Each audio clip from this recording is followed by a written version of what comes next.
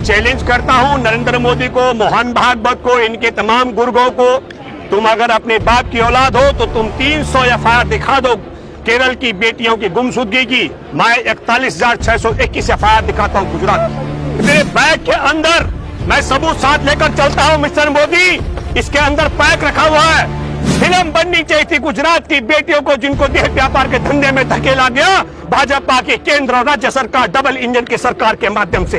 Kerala story बनाने वालों ने कहा 30,000 अपने बाप की संतान है तो 300 गुमशुदगी की रिपोर्ट केरल की बेटियों की पेश कर दे। कर्नाटक का भी जिक्र करो, 72 सभाएं की है मोदी और अमित शाह ने, अब कितनी सीटें उनको मिली हैं? अरे देश में जब खालिस्तान की बात करने वाले पर देशद्रोह का मुकदमा बनता है तो ये जो देश में हिंदू राष्ट्र हमारे देश के संविधान की अनदेखी करके हिंदू राष्ट्र की बात कर रहे हैं, इन सब पर भी राष्ट्रद्रोह का मुकदमा बनना चाहिए। प्रधानमंत्री भी चुनाव प्रचार में लगे हुए थे और चुनाव में वोट कम और केरला स्टोरी की ज्यादा प्रचार प्रसार मोदी कर रहे थे। उन्होंने सिया को राम से अलग किया और अब इन्होंने अपने से राम और हनुमान को जुदा कर दिया क्योंकि राम ने और हनुमान ने इनको धोखा दे दिया है। अभी आसाराम एक नया बना करके और अपना 2024 का रास्ता बना रहे, इन्होंने राम और हनुमान को ठोकर मार के उस एक जादूगर को आगे किया है। ये जा सकता हूं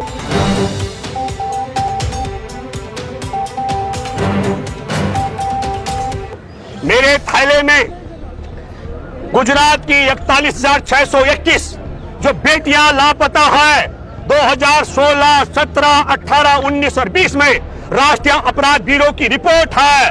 वो दिखाओ मेरा थैला, मेरे बैग के अंदर मैं सबूत साथ लेकर चलता हूं मिस्टर मोदी, इसके अंदर पैक रखा हुआ है 41,621 महिलाएं जो बेटियां गुम हुई हैं गुजरात की।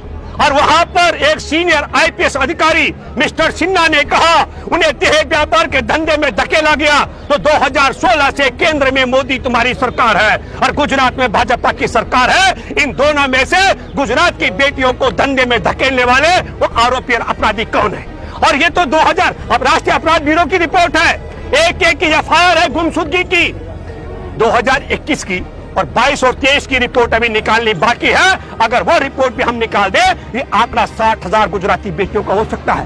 तो असल फिल्म बननी चाहिए थी गुजरात पर और सुप्रीम कोर्ट में बैठे जज साहब, फिल्म बननी चाहिए थी गुजरात की बेटियों को जिनको देह व्यापार के धंधे में धकेला गया भाजपा की केंद्र और राज्य सरकार डबल इंजन की सरकार के माध्यम से।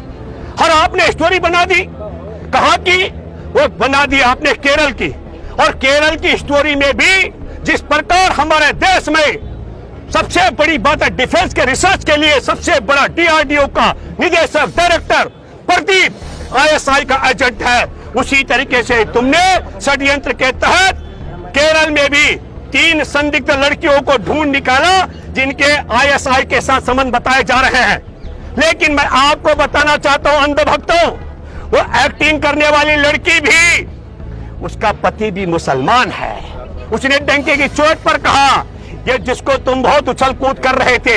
तो मैं सुप्रीम कोर्ट पर बैठे जजों से अपील करता हूं, लापता होती हो गुजरात की बेटियां, राष्ट्रीय अपराध ब्यूरो की रिपोर्ट के मुताबिक एफआईआर दर्ज हो हर थाने में 41,621 की, तब मैं कहना चाहता हूं सुप्रीम कोर्ट में बैठे मुख्य न्यायाधीश जी, तमाम जिन जजों ने इसकी सुनवाई की उनसे मैं अपील करता हूं, आप कहे तो मैं 41,621 गुजरात की बेटियों की लापता की एफआईआर की सूची पूरी कॉपियां सुप्रीम कोर्ट में पेश करने की ताकत रखता हूं। आप पूछिए सुप्रीम, आप पूछिए केरला स्टोरी बनाने वालों ने कहा 30,000 अपने बाप की संतान है तो 300 गुमशुदगी की रिपोर्ट केरल की बेटियों की पेश कर दे, मैं मान जाऊंगा। रावत जी आज सुप्रीम कोर्ट ने झटका दिया है बंगाल सरकार को और तमिलनाडु सरकार को, जो वहाँ पे बैन किया गया था मूवी को। सरकार ने कहा कि जब पूरे देश में चल सकता है तो ये जो केरला स्टोरी है वो तमिलनाडु में बंगाल में क्यों नहीं चल सकता है? देखिए नहीं, ये गलत, अगर आपने कहा,